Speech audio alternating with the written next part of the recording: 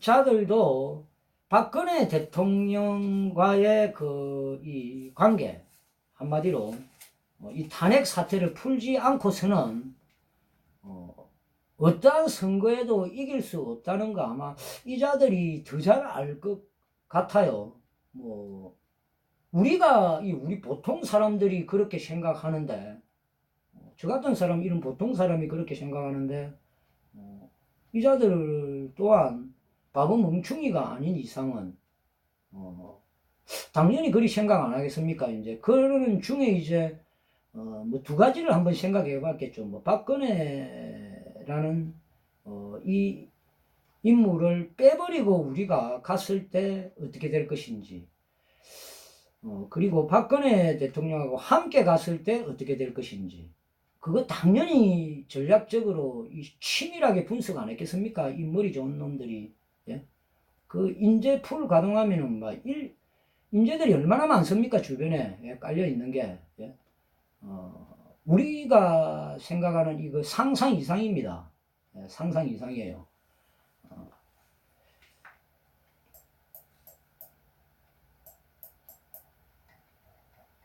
그러니까 박근혜 대통령을 떠받치는 이 세력입니다. 세력. 한마디로. 그게 곧 바로 박근혜 대통령의 이 깃발이죠. 한마디로 말하면은. 그거 없이는 사실 이 좌파하고 제대로 된 이 승부를 걸 수 없다. 이렇게 생각 안 하겠습니까? 그러니까.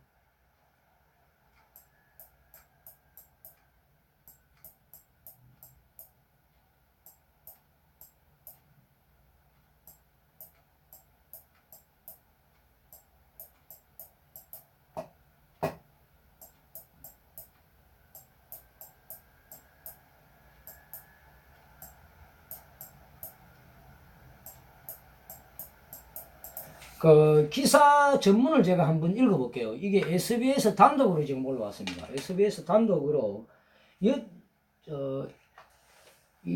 오늘 23일 20시 42분에 올라와가지고 최종 수정이 21시 56분, 9시 56분에 최종 수정돼가지고 지금 기사로 등록이 됐습니다. 이 SBS입니다. 그러니까 이 단독으로 올라갔어요. 지금 보면은 한마디로 보면은 이 박근혜 전 대통령 탄핵 문제로 들끓었던 지난 2016년 말 당시 새누리당 소속이었던 김무성 의원은 헌법을 위반한 대통령은 탄핵해야 한다며 이렇게 말을 했었죠. 그러니까 그 당시 김무성 이 새누리당 의원이었죠. 그 당시에는 2016년 11월 23일 자 보면은 새로운 보수를 만들고 국민에 대한 책임을 지는 의미에서 우리 새누리당 내에서 탄핵 발의를 앞장서기로 했습니다. 이렇게 그 당시에 이 김무성이가 이야기를 했었습니다. 그러니까 이 김무성 의원은 탄핵 전국에서 탈당을 했다가 이후에 다시 한국당으로 돌아왔잖아요. 이 최근에 박근혜 전 대통령을 석방해달라는 청원에 함께 참여하자면서 자신과 가까운 주변 의원들에게 편지를 돌리고 있는 것으로 확인이 됐습니다. 지금 SBS 단독 보도된 이 기사 내용을 제가 그 브리핑을 일단은 하는 겁니다. 그러면서 이제 정부와 대통령을 향해선 대통령이라 하면은 이제 문재인을 향해서겠죠. 문재인을 향해서 이 김무성이가 바보 멍청이 외교라는 독설을 날리기도 했다. 이렇게 기사가 올라와 있고, 이렇게 탄핵을 주도했던 어쨌든 이 김무성 의원이 이 달라진 배경이 무엇일지 이 SBS 그러니까 민경호 기자가 단독 취재한 내용을 보시겠습니다. 이렇게 지금 올라와 있습니다. 단독 보도한 이 내용 보면은 SBS가 확보한 이 김무성 전 대표의 편지입니다. 이 박근혜 전 대통령에 대한 형사처벌은 헌법적 판단에서 이루어진 탄핵과는 다른, 그러니까 이 박근혜 대통령에 대한 이 형사처벌입니다. 형사처벌은 헌법적 판단에서 이루어진 탄핵과는 다른 차원이라면서 문을 뗐다고 합니다. 그러면서 이 김무성이는 스스로 부정을 저지를 성품이 절대 아니다. 그러니까 박근혜 대통령을 향해서가 아니고 박근혜 대통령을 두고, 그러니까 이 김무성이가 스스로 부정을 저지를 성품이 절대 아니다. 혐의가 억지스러운 데가 많다. 뭐 이제 검찰과 이제 이 사법부를 향해서 이제 한 요 대목이겠죠.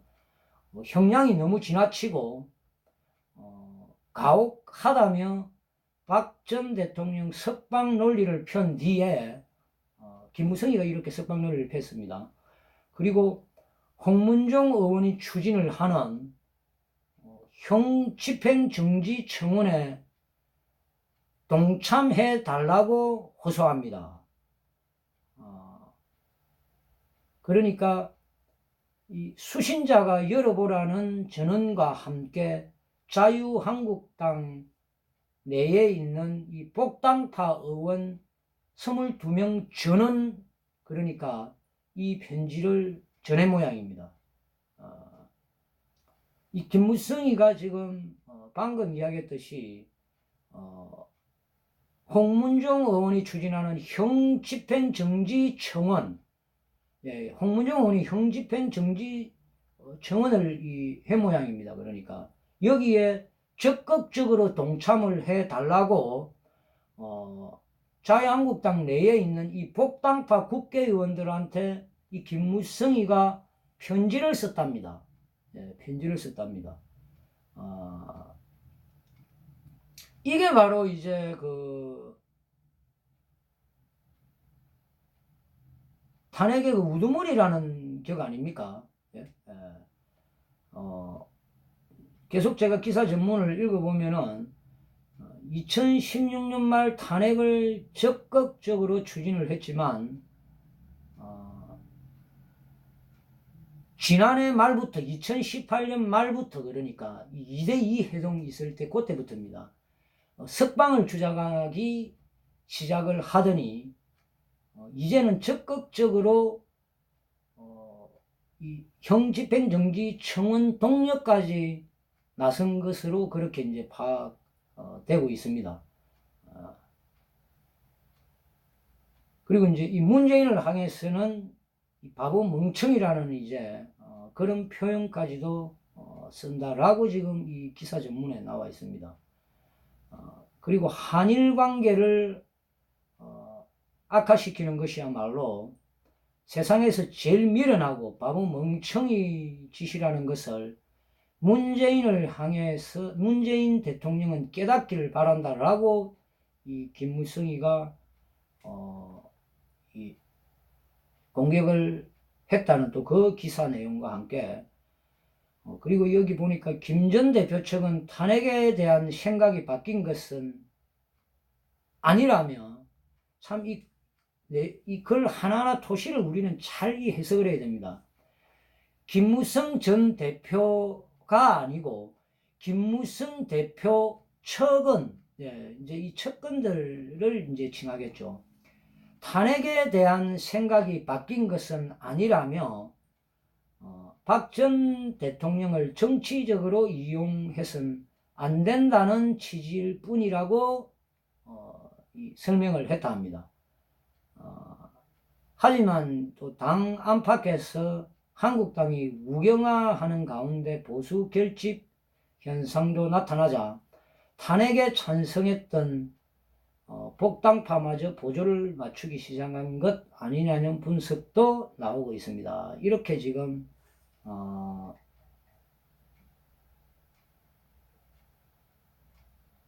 SBS 단독 보도로 기사가 지금 올라와 있습니다.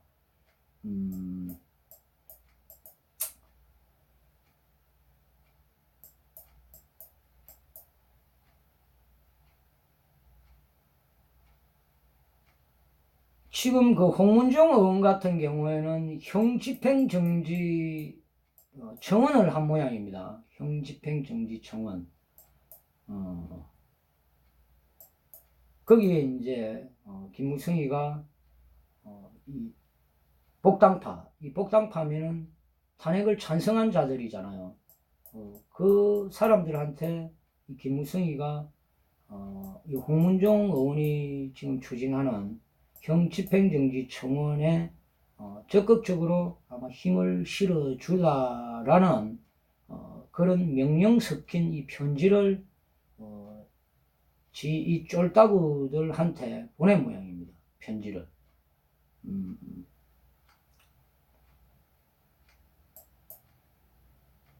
연창님이라는 닉네임 제가 처음 보는 것 같네요. 예. 자, 여러분들 이제 어떻게 생각합니까? 여기에 대해서. 예? 이 김무성의 계속 달라지는 이 스텝 똑같지 않습니다. 계속 달라집니다. 앞으로 더 크게 달라질 것으로 그렇게 저는 예상을 합니다. 과연 둘 중 하나입니다. 탄핵 사태를 결자 해지를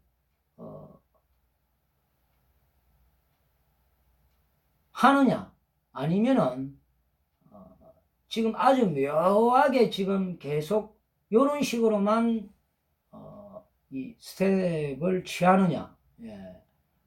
둘 중 하나겠죠. 그러니까 다시 뭐 아주 간단하게 말하면은 결자 해지 하느냐 안 하느냐 그거겠죠. 그러니까 할 것이냐 안 할 것이냐, 할 것인지 안 할 것인지. 그렇습니다, 여러분들. 참 우리 입장에서는 이 김무성의 이 행보 대부분 다 아마 열이 엄청 받칠 것으로 그렇게 생각을 합니다. 예, 지금 이 행보가 우리 보수 우파 박근혜 세력한테는 사실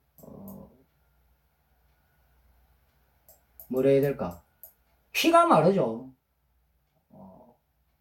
어떤 이 직접적으로 관련된 인사들이 어떤 발언을 쏟아내거나 할 때는 온갖 우리가 해석을 다 하고 또 상상까지도 합니다.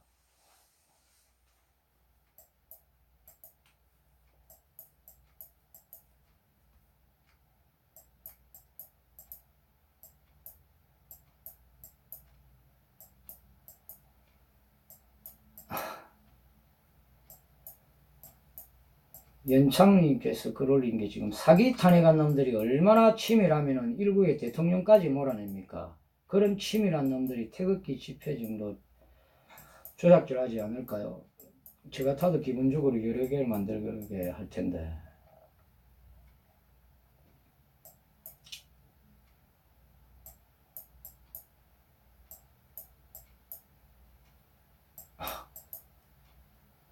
김숙중님, 김무성은 석고대죄해야 한다.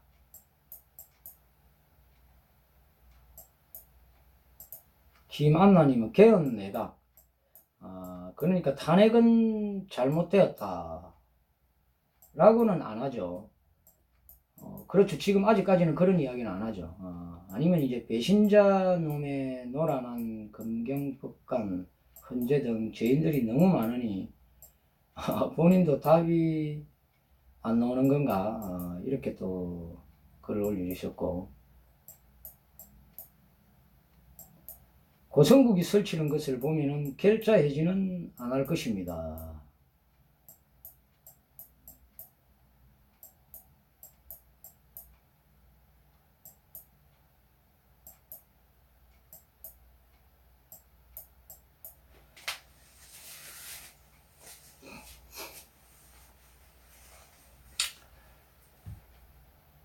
지금 아스팔트에 나오는 분들은 정말 한이 맺혔습니다. 한이 맺혔고, 그리고 이 아스팔트에 나오는 분들은 이 김무성이가 이 결자 해지를 나중에 진짜 해가지고 사과와 반성 석고대죄를 한다 하더라도 아마 용서를 아마 안 하지 싶습니다. 예, 당연히 저도 마찬가지입니다. 저도 마찬가지인데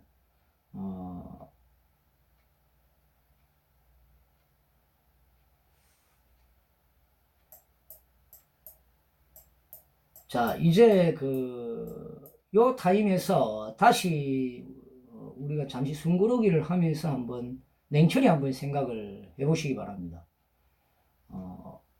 탄핵의 이 진실을 밝히려면은 딱 두 가지밖에 없습니다. 그것 또한 밝혀질지 안 질지 뭐 돼봐야 아는 거지만은 그게 뭐 어떤 그게 그 전략의 성공을 해가지고 거기까지 가더라도 쉽게 말하면 이게 정치적으로 이게 일단은 우리가 풀어야 된다고 그렇게 전략을 짜야 되겠죠. 그러면은 제가 어제도 이야기했지만은 보수 우파가 그냥 단순히 가반 의석을 가지고 와가지고는 절대 탄핵의 진실을 밝힐 수 없습니다. 그리고 10년, 20년 안에는 절대 또 밝힐 수 없을 정도로 그렇게 흘러가 버릴 수도 있습니다. 이번 그러니까 1년 이제 좀 덜 남았는데 2020년 4월 15일 이 총선에서 보수 우파가 뭐 가반 의석 정도 100 한 5, 60석 정도 가지고 와가지고는 진짜 이해찬이가 이야기하는 것처럼 40년 뭐 50년 집권 그게 실현되어 버릴 수도 있습니다. 왜냐하면은 이 다가올 총선에서 보수 우파는 200석 이상을 가지고 오지 않으면은 한마디로 이게 엄청나게 힘든 싸움이 됩니다. 힘든 싸움이 돼요. 그러니까 보수 우파가 그냥 150, 60석 정도쯤으로 가지고 만약에 왔다. 그게 무엇을 뜻하는 겁니까? 보수 우파가 대통합을 이루지 못했다는 겁니다. 못했다는 겁니다. 이 탄핵 이전의 이 시대 정치공학하고는 완전히 차원이 틀립니다. 지금 이 탄핵 정국하고는 우리가 이 계산하는 데 있어서 완전히 다르게 지금 우리가 이 공식을 집어넣어야 돼요. 네? 이 탄핵 정국이 아닌 시대라면은 뭐 간단하지 뭐 골복작업할 게 뭐가 있습니까? 기존의 정치공학 거기에 집어넣어 가지고 가면은 결국은 보수 우파가 이기게 돼 있어요. 우리 대한민국 땅에서는. 예? 근데 이 탄핵 정국 이것 때문에 완전히 보수 우파가 괴멸되면서 스텝이 확 꼬여버린 거예요. 그냥. 예? 스텝이. 회복 불능 사태까지 와버린 거예요. 사실 따지고 보면. 그러면 이걸 이제 어떻게 돌파해야 되느냐 하면은, 제가 어제 이야기했죠. 200석 이상을 가지고 오든지, 아니면은, 그러니까 200석 이상을 가지고 올 수 있는 그 분명한, 로드맵을 완성을 하든지 그게 불가능하면은 어중중하게 뭐 150석 가지고 오는 그런 전략은 보수 우파가 4, 50년간 이 정권도 못 찾아오는 완전히 뭐 같은 이 형국이 펼쳐지기 때문에 차라리 그러니까 200석 이상을 가지고 올 그 로드맵 그거 만들어낼 자신 없으면은 그냥 보수 우파 진영을 다 자폭해버리고 이 더불어민주당이 200석 이상을 가지고 가버려야 됩니다. 차라리. 예. 그래야만 그 이후에 정신을 차려가지고 제대로 결집을 해가지고 보수 우파의 싹을 새로 틔운다는 겁니다. 틔워가지고 승부를 걸어야 되는 거예요. 과거와 같이 그냥 뭐 어떤 탄핵 정국 아닐 때처럼 다가올 총선에서 뭐 어떤 특정 정당이 가만 의석 가지고 온다. 그거는 전략이 아닙니다. 그거는 누구나 그냥 생각할 수 있는 겁니다. 그거는 탄핵 정국이 아닐 때 생각할 수 있는 거고, 탄핵 정국이 아닐 때. 상식적으로 생각해봐요. 다가올 총선에 우리가 내년에 만약에 150석에서 60석을 자유한국당이든 대한애국당이든 가지고 온다. 가지고 왔다. 탄핵의 진실을 밝힐 수 있습니까? 그 결과가 바로 보수 우파는 대결집을 하지 못했다는 바로 이 반증을 하는 겁니다. 끊임없이 분열이 일어나고 뭉치지 못합니다. 그렇게 돼가지고는. 그러니까 뭐 아니면은 돕니다. 진짜 우리가 이 목표를 200석 이상 로드맵을 딱 목표를 그러니까 목표를 세워놔. 200석 이상이라는 목표를 세우면은 거기에 이제 작전 개념이 틀려진다 했죠. 그 목표가 200석 이상이냐, 과반 의석이냐, 그 목표에 따라서 이 전략이 틀려진다 했죠. 그걸 달성하기 위해서는 가능성 있게 하기 위해서는 첫 출발부터 어떤 로드맵을 짜가지고 가야 되겠습니까?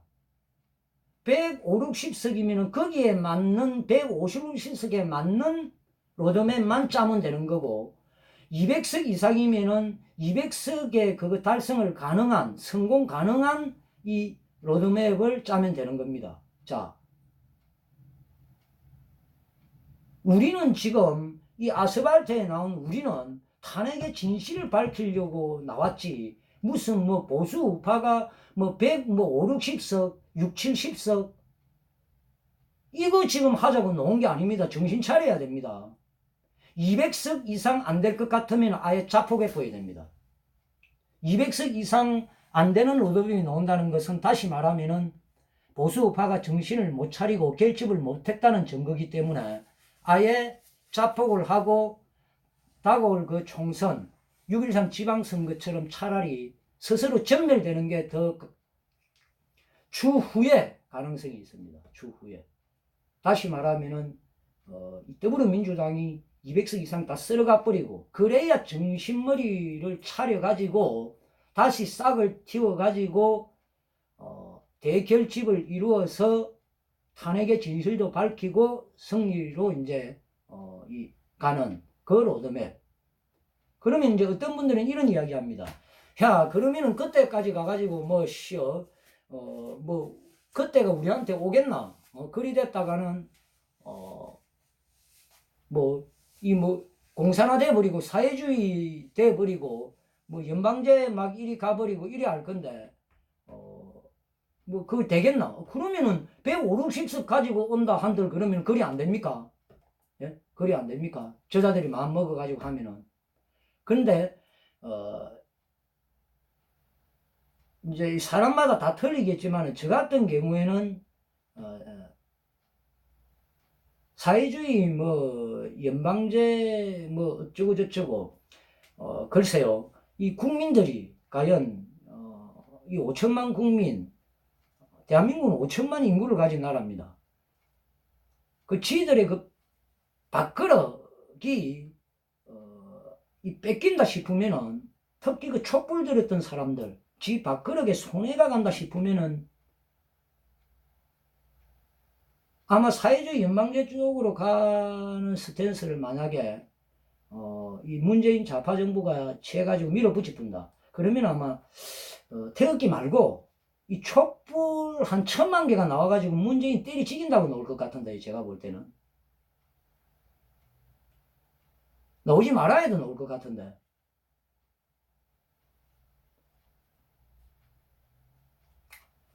뭐 너무 이게 제가 이 논제가 흐려지게끔 이야기를 했는데, 자, 팩트는 이제 그겁니다. 우리는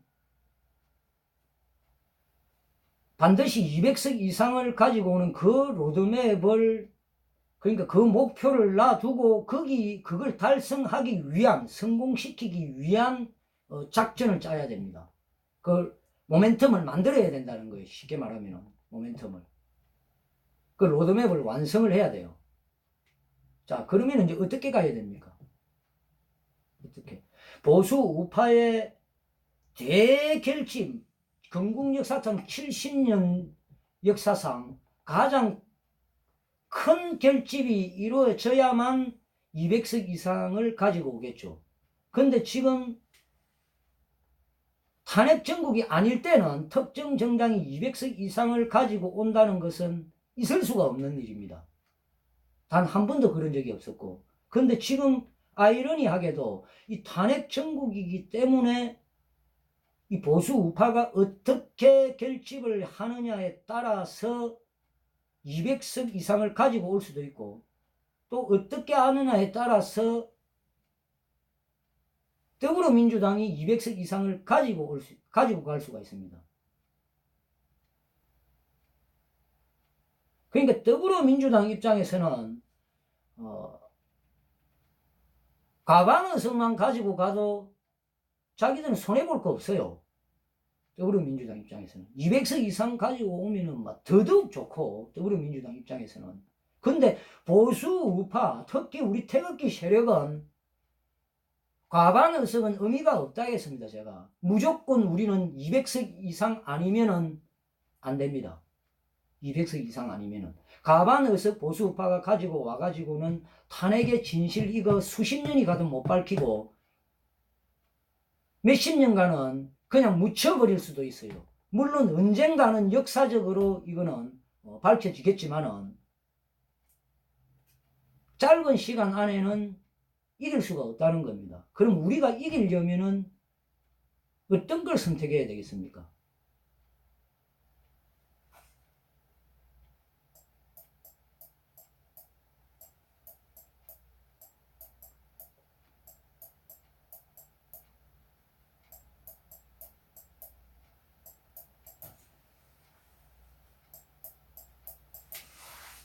그러니까 이제 여러분들이 바라는 그 박근혜 대통령의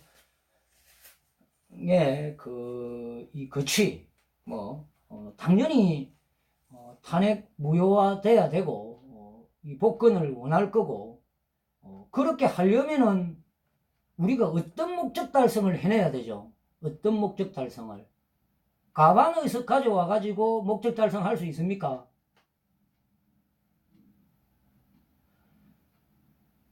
우리 보수 우파 정당에서 과반 의석 가져와가지고는 안 됩니다. 200석 이상 가져와야 됩니다. 200석 이상. 여러분들 과반 의석 가져와가지고 이 탄핵의 진실 밝힐 수 있습니까? 예? 밝힐 수 있겠어요? 그러니까 박근혜 대통령님의 이 세력 한마디로 바라는 게 뭡니까? 그 바라는 걸 이루려면 어떻게 해야 됩니까? 예. 그 바라는 게 다 같을 거 아닙니까? 그걸 성공시키기 위해서 어떻게 우리가 실질적으로 행동을 해야 되고 어떤 생각들을 가져야 되는지를 저는 생각을 해야 된다 생각합니다.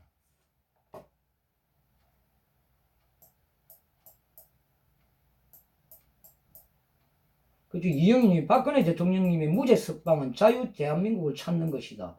박근혜 대통령님 세력은 누구나 다 이런 바람을 다 가지고 있습니다. 그러면은 이영희님이 글 올렸듯이 이렇게 우리가 되게끔 성공시키려면은 이제 어떤 우리가 전략을 수립을 해가지고 이 투쟁을 해야 될 것이며, 아스팔트에서 투쟁을 해야 될 것이며, 그리고 이게 우리 아스팔트 투쟁 하나로만 이제 이게 해결되는 게 아니죠. 이 정치권하고 뗄래야 뗄 수가 없습니다. 절대 우리가. 예.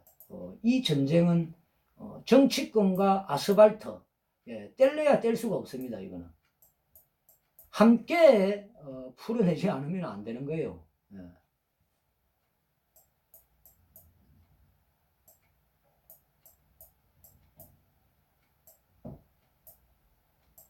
이윤희님, 예, 박근혜 대통령 청와대 복귀로 해야 한다. 그럼 복귀시키려면 우리가 승리를 해야 되겠죠.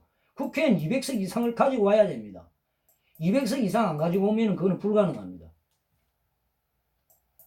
문재인이가 이렇게 지금 국정 운영을 못하고 있죠.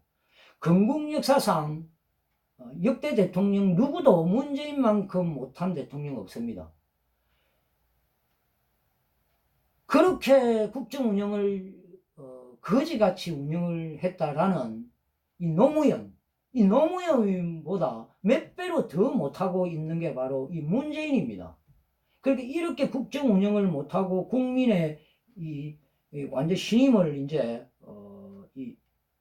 잃어버리는 그런 행국으로 지금 시간이 가면 갈수록 되는데, 여기에서 우리가 보수 우파가 대결집만 만들어내 보면은 200석 이상은 가지고 올 수가 있어요. 올 수가 있는 겁니다. 그런데 이제 이게 탄핵의 진실이 밝혀져야 되겠죠. 5천만 국민한테. 그게 밝혀지지 않으면은 200석 이상은 불가능합니다.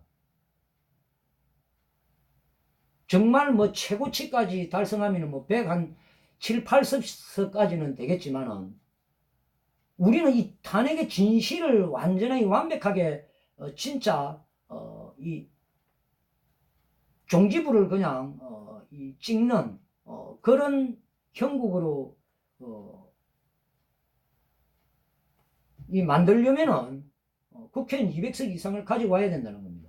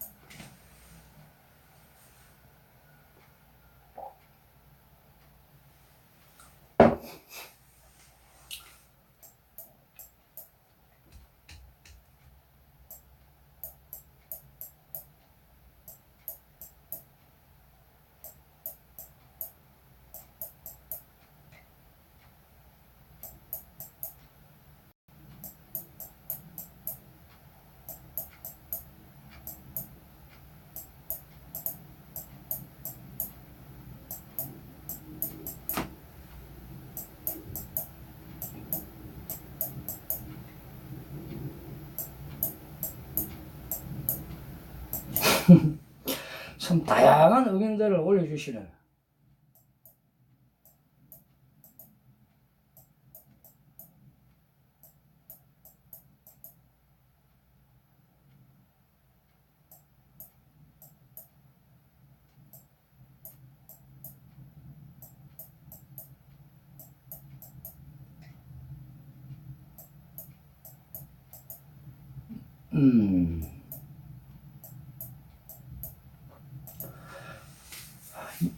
연창님이 글 올린 글이 지금 뭐 이현주가 내일 사기 탄핵 잘못됐다고 이야기한다 했다고요.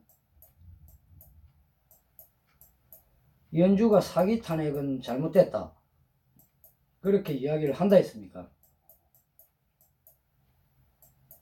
지금 이현주가 이런 이야기를 스탠스를 취해가지고 가는 거는 자기 개인의 이 독단적인 이 스텝이 아닙니다. 예. 자기와 이렇게 나중에 뜻을 같이 할 수 있는 그런 이 정치 혈액과의 이 모종의, 그러니까 어떤 이 서로 간의 이 메시지, 예, 거기에서 나온다 보면 됩니다. 예, 이현주 혼자 움직이는 게 아닙니다. 예.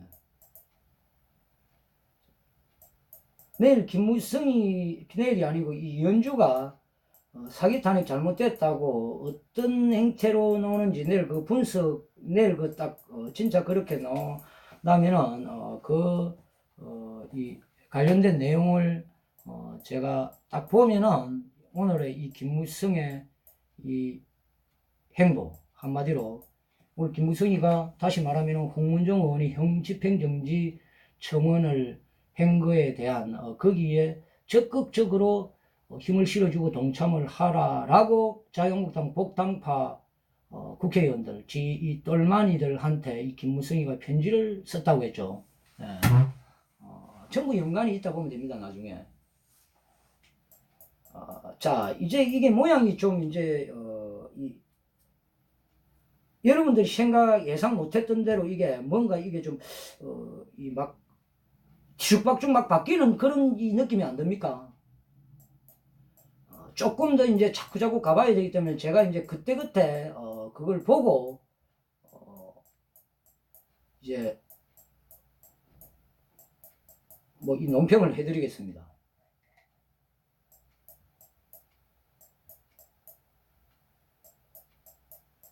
성나무님은 은주가 자한당이 아니라 대한애국당으로 입당하면 진심을 믿을 수가 있을 것임.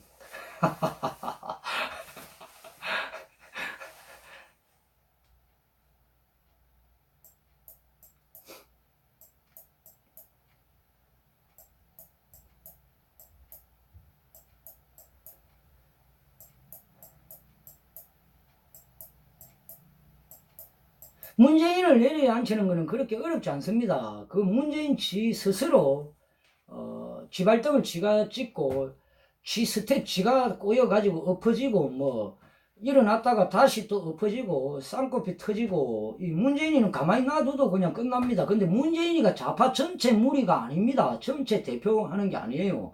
하나의 일부분일 뿐입니다. 이 문재인 무리는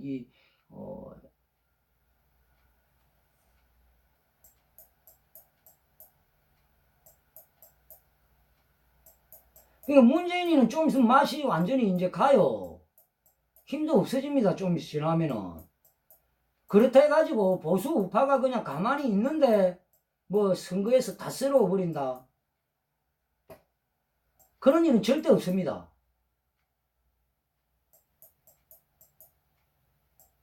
보수 우파는 지금 완전히 분열되어 있습니다. 70년 동안 분열된 적이 없었는데 이 탄핵 사태로 분열이 돼버렸어요.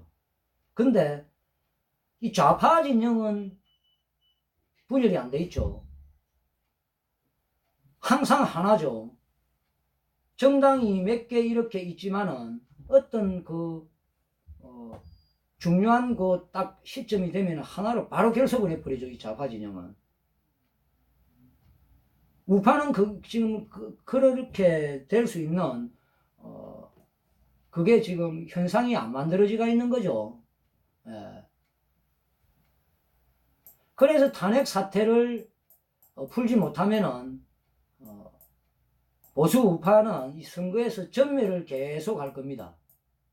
예. 계속 전멸을 해요.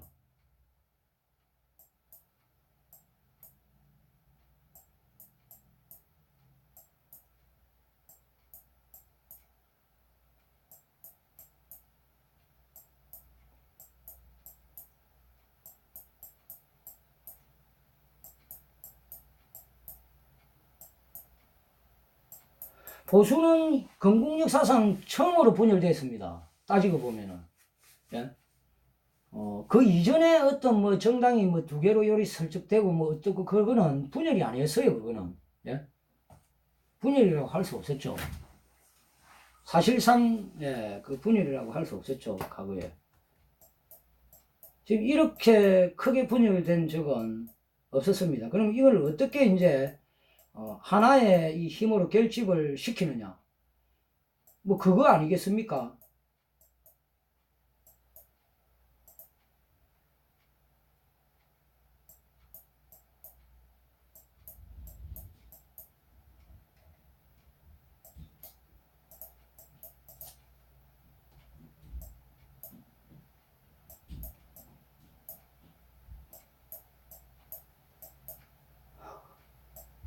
좌파가 40년 만에 이룩한 정권을 절대 쉽게 안 뺏긴다.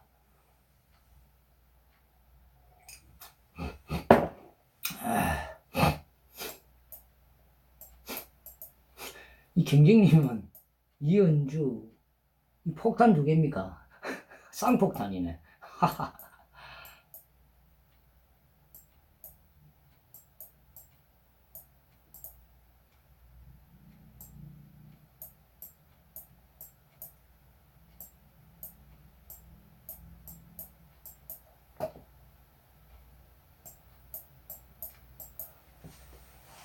자, 이 김무성의 행보 이제 앞으로 조금 더 두고 보죠, 뭐. 예.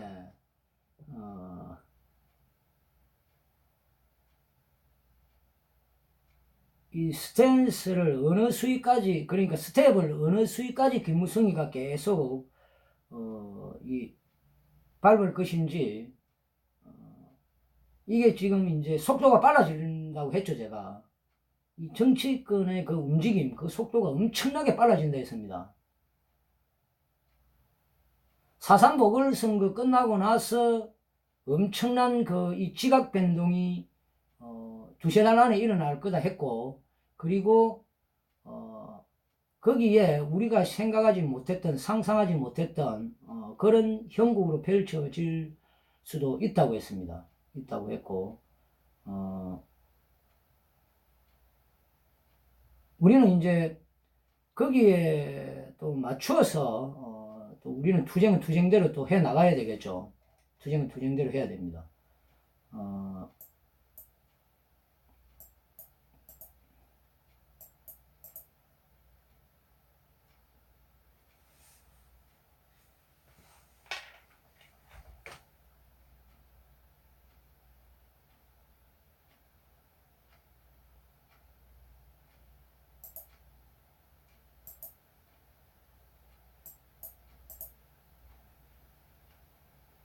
한겨울에 김무성이 춤춰도 못하는 자한당 쪽에 한다는 사람 정상인지 의심스럽네. 이념 투쟁만이 나라를 살릴 것이며 지금의 기회를 살리지 못하니 이제는 기회는 멸망 이후에나 올 것인데 너무 비참해질 것입니다. 더욱 강력한 투쟁을 해야 하는 이유입니다. 투쟁님께서 올려주신 걸 이념 투쟁만이 나라를 살릴 것이며 지금의 기회를 살리지 못하면 이제 기회는 멸망 후에나 있을 것이다. 그러니까 지금의 기회를 살리지 못하면 기회는 멸망 후에나 올 것이다. 제가 이야기했잖아요. 200석 이상 가지고 올 수 있는 이 기회가 있는데 이걸 놓치버리면은 아싸리 그냥 더불어민주당이 이해창이 말 맞다나 지역구 240석, 비례대표 20석, 260석 가지고 가버리는 형국, 그게 펼쳐질 수도 있습니다. 그러면 이제 그 이후 그게 그리 되면은 보수 우파는 진짜 이제 완전히 멸망을 했다고 봐야 되겠죠.